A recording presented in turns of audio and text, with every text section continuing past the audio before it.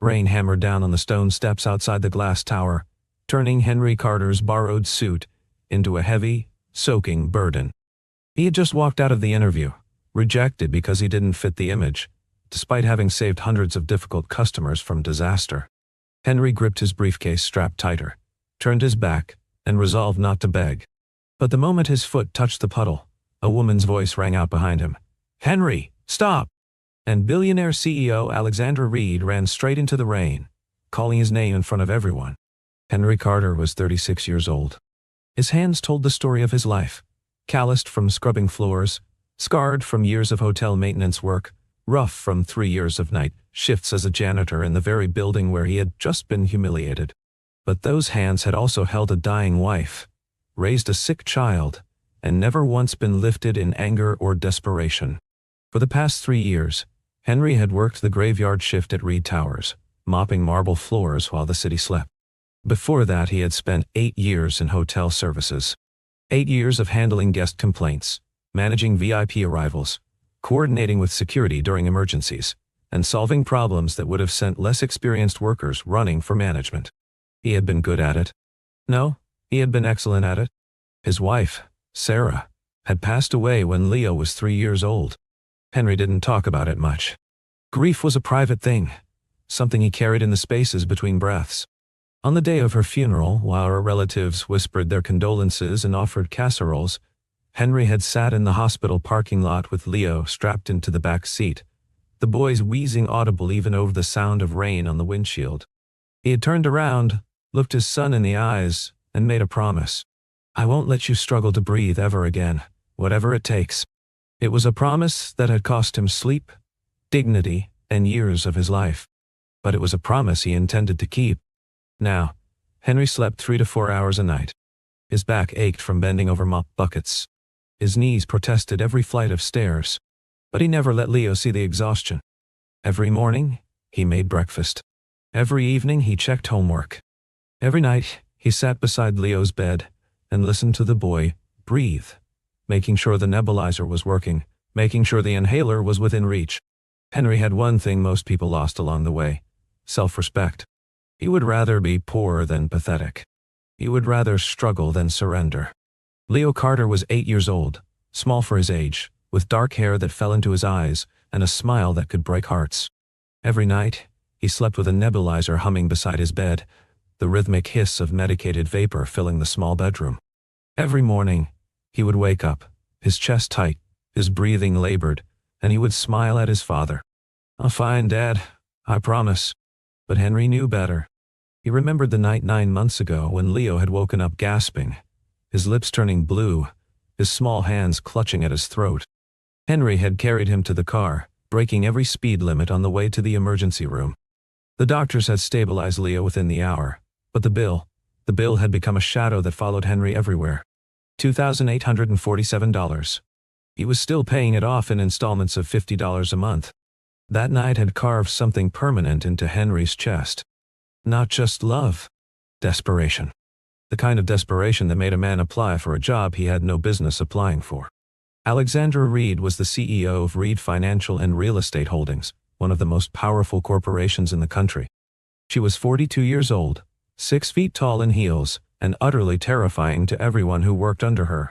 People called her the Ice Queen. They called her ruthless. They called her a lot of things, most of them accurate. Alexandra didn't believe in small talk. She didn't believe in second chances. And she certainly didn't believe in excuses. She believed in results. She believed in accountability. And, perhaps most dangerously, she believed in fairness. Right now, Alexandra was overseeing a company-wide audit of hiring practices. It had started 3 months ago, when an internal whistleblower sent an anonymous email detailing a pattern of discrimination in the recruitment process. Candidates with Ivy League degrees were fast-tracked. Candidates without degrees, regardless of experience, were filtered out before interviews even took place. The email had included names, dates, and examples. Alexandra had read it twice, her jaw tightening with each sentence. Then she had called an emergency meeting with the executive board and announced that she would personally oversee a full review. Some board members had protested. Alexandra had silenced them with a single sentence. "If we're only hiring people who look like us, we're not hiring the best. We're hiring mirrors. She didn't tell anyone why she cared so much. She didn't tell them about her father, a man who had worked 3 jobs to send her to college, only to be turned away from management positions his entire life because he lacked a degree. She didn't tell them about the day she had overheard her father being called uneducated by a man who couldn't change a tire or cook a meal. She didn't tell them that the reason she had clawed her way to the top was so that no one could ever dismiss her the way her father had been dismissed. She kept those memories locked away, but they fueled every decision she made. The opportunity appeared on a Tuesday night at 2:15 in the morning. Henry was mopping the executive lobby on the 40th floor. The building was silent except for the hum of the air conditioning system and the distant sound of a cleaning cart rattling down a hallway. He straightened his back, wincing at the stiffness, and glanced up at the digital bulletin board mounted on the wall. Internal job postings rotated across the screen every 30 seconds. Most of them were for senior positions, directors, managers, consultants. Henry usually ignored them. They weren't meant for people like him. But then the screen changed. Front desk support associate. Daytime hours. Full benefits. Salary range. $48,000 to $55,000 annually. Henry froze. $48,000. That was more than he made in a year and a half as a janitor. That was health insurance. That was Leo getting the medicine he needed without Henry having to choose between pills and groceries. That was a future. Henry pulled out his phone, his hands trembling slightly, and took a picture of the posting. Then he stood there for a long time, staring at the words on the screen. His first thought was automatic. They'll never pick you. You're just a janitor. But his second thought was louder. What if they do? He thought about Leo. He thought about the inhaler that cost $80 every month. He thought about the hospital bills. He thought about the future he wanted to give his son, a future where Leo didn't have to worry about whether they could afford his medication. Henry opened his email app. His fingers hovered over the keyboard. Then he started typing. Henry spent 3 hours that night drafting his cover letter. He didn't lie. He didn't exaggerate. He wrote about his 8 years in hotel customer service. He described his experience managing guest complaints, coordinating with maintenance and security teams, handling VIP arrivals, and de-escalating tense situations. He wrote about his ability to remain calm under pressure, his skill in multitasking, and his commitment to professionalism.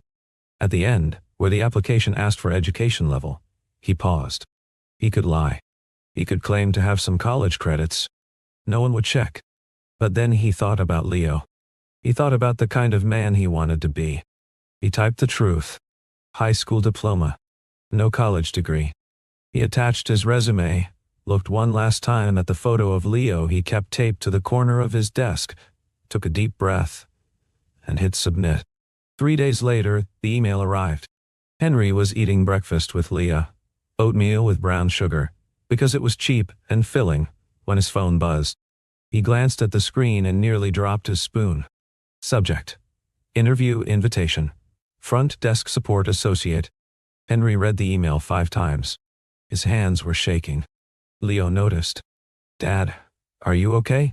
Henry looked up at his son, his heart pounding. "Yeah, buddy. Dad just got some good news." Leo grinned. "Really? What kind of good news?" Henry ruffled his hair. "The kind that might change things." The morning of the interview, Henry woke up at 5:30. He hadn't slept well.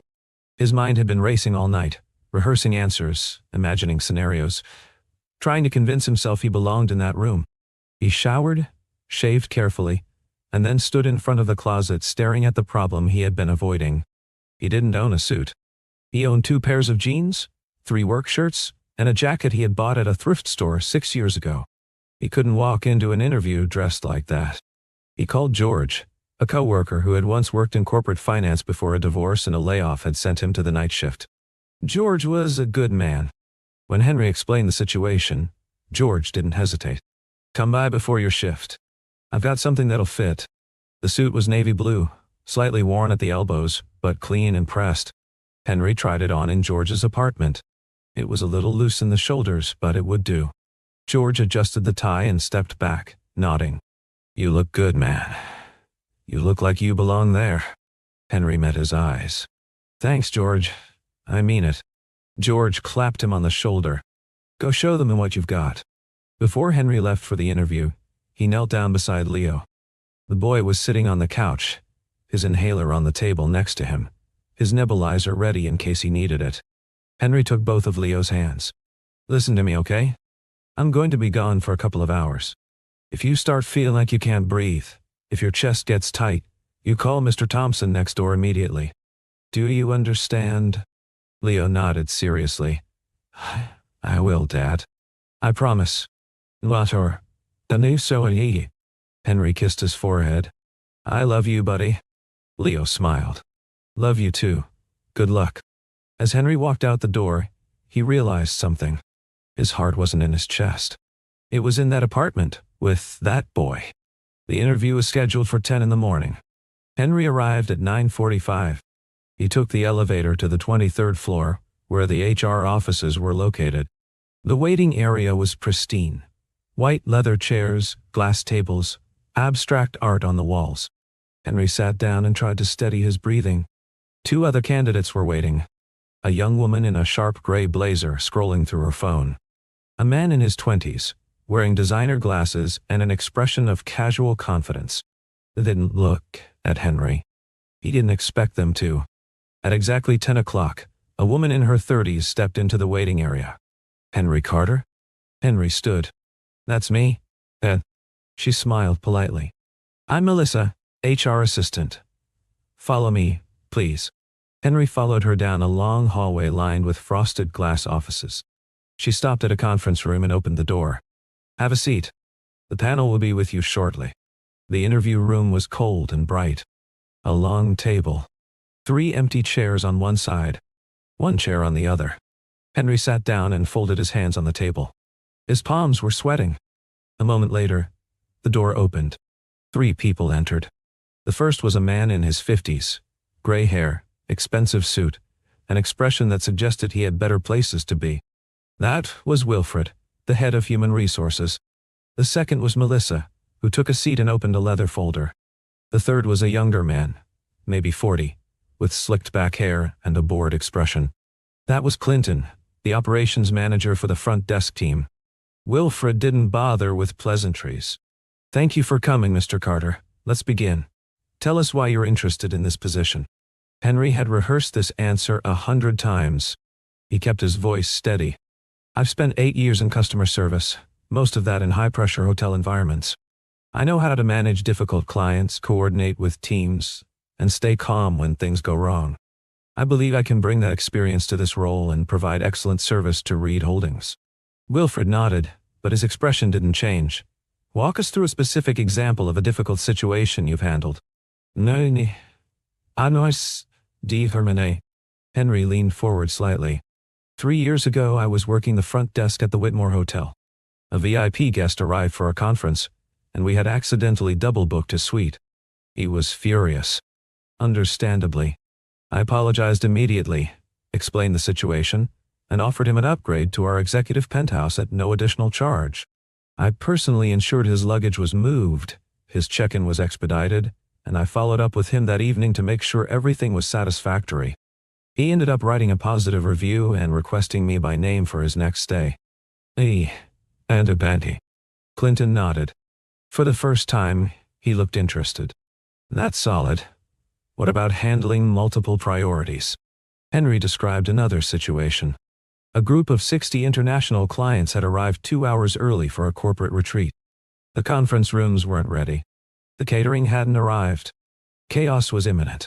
Henry had coordinated with housekeeping to expedite room preparation, contacted the catering company to push the delivery forward, and personally greeted each group leader to assure them everything was under control. Within 45 minutes, the situation was resolved. Clinton wrote something down. Melissa was nodding. The interview was going well. Henry allowed himself a flicker of hope. Then Wilfred leaned back in his chair and asked the question that changed everything. Tell me, Mr. Carter, where did you complete your undergraduate degree? The room seemed to pause. Henry felt the shift immediately. He had known this was coming. He had prepared for it. But hearing the question out loud still felt like a punch to the stomach. He met Wilfred's eyes. I didn't attend college. I started working right after high school to support my family. Wilfred's expression didn't change, but something in his posture did. The air in the room grew colder. Melissa glanced down at her notes. Clinton shifted in his seat. Wilfred tapped his pen against the table. I see. And what is your current position? Henry knew where this was going. He could have lied. He could have said he was between jobs, but he had promised himself he would tell the truth. I'm a night custodian. Here.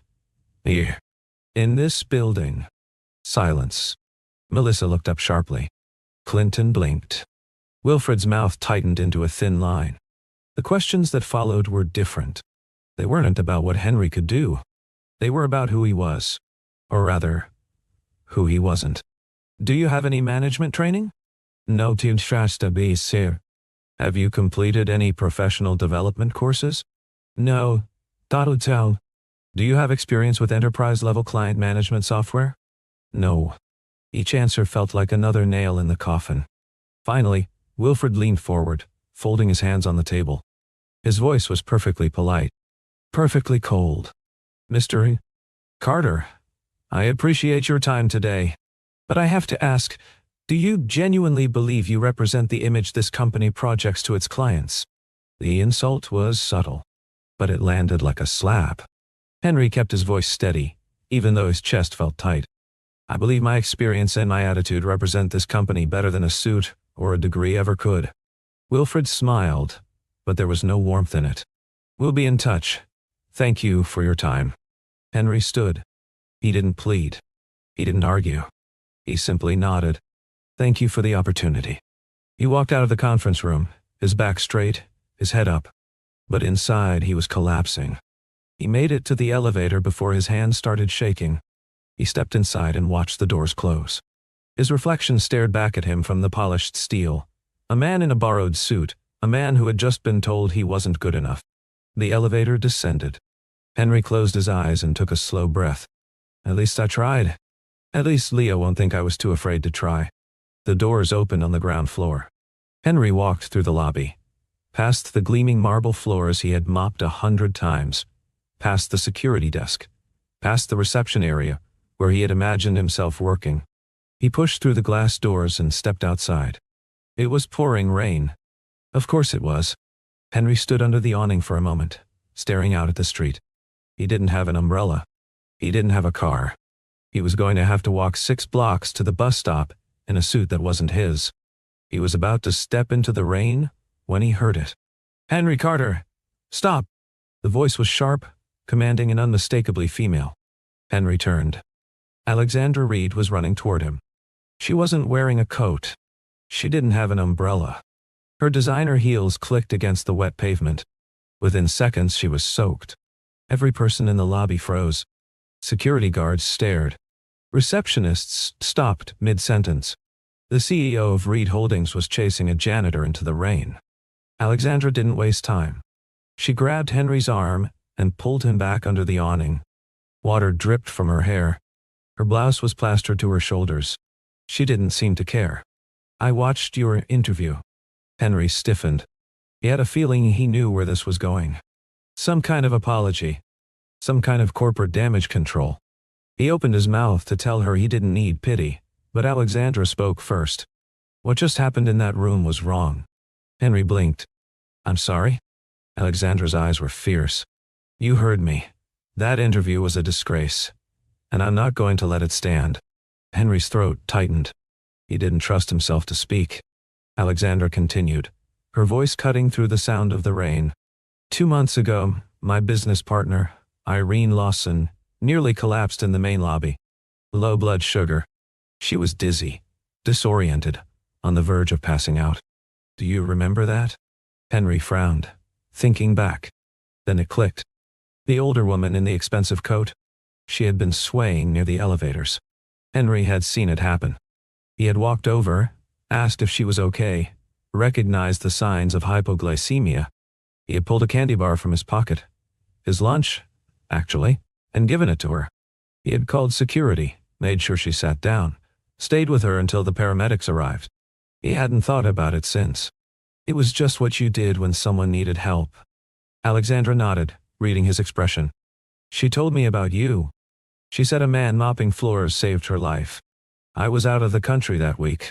By the time I got back, I didn't know who you were or how to find you. Today, I was reviewing interview footage as part of the hiring audit. I saw your face on the monitor. I recognized you immediately. Henry felt something crack inside his chest. If you're offering me the job because I helped someone, Alexandra cut him off. I'm not offering you the job. I'm offering you justice. Yeah, she explained quickly, her words precise and deliberate. The company was in the middle of a culture review. Too many complaints had surfaced about bias in hiring, about candidates being rejected based on pedigree rather than performance. Henry wasn't the first person to be dismissed because he didn't fit the profile. But Alexandra intended to make him the last. This isn't charity, Mr. Carter. This is accountability. What happened to you today happens to dozens of qualified people every year. And I'm going to put a stop to it. Starting now. Henry didn't know what to say. He had spent so long expecting nothing that he didn't know how to process this. Alexandra pulled out her phone and made a call. Wilfred, Melissa, Clinton, meet me in the main lobby, immediately. She hung up and looked at Henry. You're about to get an apology, and they're about to get a lesson. 5 minutes later, the three of them stepped out of the elevator. Wilfred looked confused. Melissa looked nervous. Clinton looked annoyed. They spotted Alexandra and hurried over. Then they saw Henry. Their expressions changed. Wilfred recovered first. Ms. Reed. I wasn't aware. Alexandra held up a hand. Explain to me why you rejected Henry Carter. Wilfred glanced at Henry, then back at Alexandra. He doesn't have the required qualifications. Alexandra's voice dropped to a deadly calm. The job description doesn't require a degree. So tell me again, why did you reject him? Wilfred shifted uncomfortably. It's preferred. Alexandra cut him off. Preferred based on what? Performance? Or prejudice? Wilfred's face flushed. That's not fair. Alexandra stepped closer. What's not fair is telling a man with 8 years of experience that he doesn't represent this company's image. What's not fair is dismissing someone because they clean floors at night, instead of sitting in a corner office. What's not fair is the system you've built that filters out people before they even get a chance. Clinton tried to interject. We have standards? Alexandra turned on him. Standards? Or stereotypes? Let me ask you something, Clinton. What is this company's image? Is it a designer's suit? Is it a degree from an expensive school? Or is it competence, professionalism, and the ability to solve problems under pressure? She gestured to Henry. This man de-escalated an angry VIP guest and turned him into a repeat customer. This man coordinated a crisis involving 60 clients and resolved it in under an hour. This man saved a woman's life because he was paying attention when no one else was. So tell me, does he represent this company or not? Melissa, who had been silent the entire time, finally spoke. Her voice was quiet but firm. He does. He absolutely does. Wilfred shot her a look, but it was too late. Alexandra nodded. Then the decision to reject him is overturned. Wilfred opened his mouth to protest, but Alexandra silenced him with a single glance. This isn't up for discussion. Consider this your notice that the hiring process is changing. Effective immediately. She turned to Henry. Mr. Carter, I'd like to speak with you privately. They walked to a small conference room off the main lobby. Alexandra closed the door and gestured for Henry to sit. I'm not going to hand you the job. That wouldn't be fair to you or to anyone else. But I am going to give you a real chance. She outlined her proposal. A 2-month paid training program. Henry would be compensated at double his current salary starting immediately. He and Leah would receive full health insurance from day one, including coverage for pre-existing conditions. At the end of the training, if Henry demonstrated the necessary skills, he would be hired as a front desk associate. If he didn't, he could return to his custodial position with no penalty and no stigma. Henry listened, his heart pounding. Why are you doing this? Alexandra met his eyes. Because someone should have done it for my father. And because you deserve a fair shot. Henry swallowed hard. People are going to hate me. Alexandra didn't sugarcoat it. Some will. But that's not your problem. That's theirs. I need you to stand there and prove that effort and integrity matter more than a pedigree. Can you do that? Henry thought about Leo. He thought about the promise he had made. Yes. I can. Alexandra extended her hand. Then we have a deal. A tornado. The first week of training was brutal.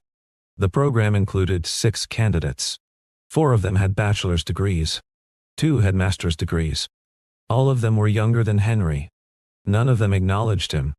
When Henry introduced himself on the first day, mentioning his background in hotel services, one of the younger men, a business school graduate named Tyler, had smirked and whispered something to the woman next to him. Henry had heard it anyway. Guess they're really lowering the bar. Henry had said nothing. He had sat down, opened his notebook, and prepared to prove them wrong. The lead trainer was a woman named Audrey, a no-nonsense veteran of the hospitality industry, with 23 years of experience. She was in her 50s, sharp-eyed and unimpressed by credentials. She didn't care about degrees. She cared about results. On the first day, she had looked around the room and said, "I don't care where you went to school. I care whether you can do the job. If you can't handle pressure, stress, and difficult people, you won't make it here. Some of you will wash out. That's fine. Better to know now than to fail in front of a client." She threw scenarios at them rapid fire. An irate client whose package was lost and who was threatening legal action. A double-booked conference room with 2 executive teams, arriving in 10 minutes. A vendor arriving 3 hours late with critical supplies for a board presentation starting in 30 minutes. A system outage affecting the phone lines during peak check-in hours. Each scenario was timed. Each response was evaluated. Henry handled each one with calm precision. He had lived these situations. When the angry client appeared, Henry apologized, verified the tracking information, contacted the courier service, arranged for a replacement to be delivered by the end of the day, and offered a discount on the client's next order. When the conference room was double booked, Henry secured an alternate space, personally escorted both teams to their locations, and ensured they each had refreshments and the correct equipment. When the vendor was late, Henry contacted the presenter, explained the situation, arranged for backup materials, and had the critical supplies delivered to the correct room the moment they arrived. The other candidates fumbled. They hesitated. They tried to apply textbook solutions to real-world chaos. Tyler, the business school graduate, argued with Audrey about whether his response was technically correct according to customer service theory. Audrey had shut him down immediately. "This isn't a classroom. Clients don't care about theory, they care about results." Henry said nothing. He just kept working. But the real obstacle wasn't the training. It was Wilfred. The HR director couldn't retaliate openly. Alexandra had made it clear that any interference would result in immediate termination, but he found other ways to make Henry's life difficult. He scheduled Henry's training sessions at inconsistent times, often with less than 24 hours' notice, forcing Henry to scramble for childcare. He graded Henry's assessments with excessive scrutiny, marking him down for minor infractions like forgetting to CC a supervisor on an email or using slightly informal language in a written response. He made sure everyone knew that Henry was only there because the CEO was protecting him. The whispers followed Henry everywhere. Favoritism? Nepotism. Special treatment. Henry overheard Tyler saying it out loud in the break room. "He's only here because Reed felt sorry for him. He'll be gone in a month." Henry didn't fight back. He didn't complain. He just worked harder. He arrived early. He stayed late. He asked questions. He took notes. He treated every task like it mattered. At night, after training, he still picked up occasional custodial shifts to pay off old debts. He was exhausted, but he kept going. Then, 3 weeks into the program, Leo had another asthma attack. Henry got the call at 7 in the evening. He was in the middle of reviewing training materials at the apartment when his phone rang. It was Mr. Thompson, the neighbor, and his voice was panicked. "Henry, you need to come home right now. Leo can't breathe." "I'm with him, but it's bad." Henry's blood turned to ice. He was already at home. He dropped the phone and ran to Leo's room. His son was on the couch, his face pale, his chest heaving with the effort of pulling in air. The sound of his breathing, that high-pitched wheeze, made Henry's stomach drop. He grabbed the rescue inhaler from the table, shook it, and administered 2 puffs. Leo inhaled as best he could. They waited. 15 seconds. 30 seconds. Nothing changed. Leo's lips were starting to turn blue around the edges. Henry grabbed his phone, his hands shaking so badly he could barely unlock it. He was about to dial 911 when he remembered. The insurance. The new insurance that had started the day he began training. He pulled up the benefits information, found the 24-hour nurse hotline, and called. A nurse answered on the second ring. Henry explained the situation, his voice tight with fear. The nurse asked questions. How long had Leo been having trouble breathing? Had he used his inhaler? What were his oxygen levels if Henry had a pulse oximeter, which he didn't? The nurse stayed calm. She walked Henry through a protocol. She told him to keep Leo sitting upright, to have him try to take slow, controlled breaths, and to stay on the line. She conferenced in an on-call physician. Within 5 minutes, the doctor was asking Henry more questions. Within 10 minutes, he had authorized an emergency prescription for a stronger corticosteroid that could be picked up at the pharmacy within the hour. He also arranged for a home health nurse to check on Leo the next morning. Henry felt tears streaming down his face. Thank you. Thank you so much. The doctor's voice was kind. You did the right thing by calling. Get that medication and give him the first dose tonight. He should start feeling better within a few hours. Henry called Mr. Thompson, who agreed to stay with Leo while Henry ran to the 24-hour pharmacy. Henry sprinted the 4 blocks, picked up the medication, and sprinted back. By the time he administered the first dose, it was nearly 8:30. Within an hour, Leo's breathing had eased. Within 2 hours, he was breathing almost normally. Henry sat beside his son on the couch, holding his small hand, tears streaming down his face. Leo looked up at him with sleepy eyes. It's okay, Dad. I'm okay now. Henry kissed his forehead. I know, buddy. I know.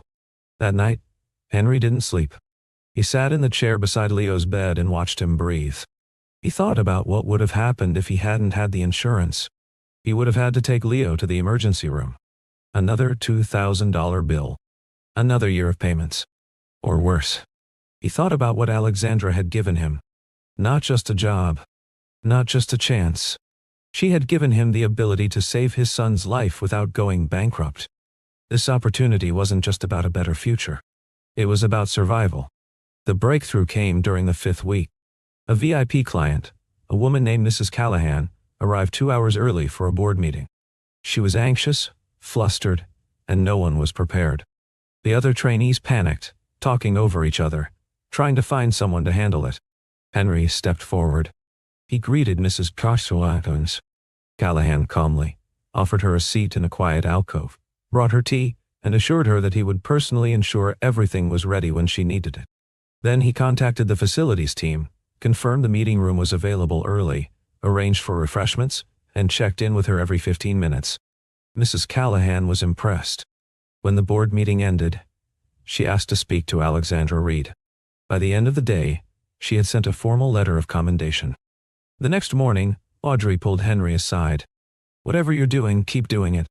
You're the best trainee I've seen in 5 years. Henry nodded, not trusting himself to speak. That afternoon, one of the other trainees, a young woman named Rachel who had barely spoken to him, approached him during a break. I just wanted to say, I thought you didn't belong here. I was wrong. You're really good at this. Henry felt something loosen in his chest. Thanks. That means a lot. Oh, nice. On the day Henry officially began his position as a front desk associate, he wore a suit he had bought with his first real paycheck. It was charcoal gray, tailored to fit, and it was his. Not borrowed. Not handed down. His. He stood behind the reception desk at 7:45 in the morning and looked out across the marble lobby.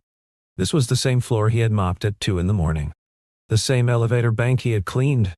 The same glass doors he had polished. But now, he stood here as an equal. At 8:15, Wilfred walked through the lobby.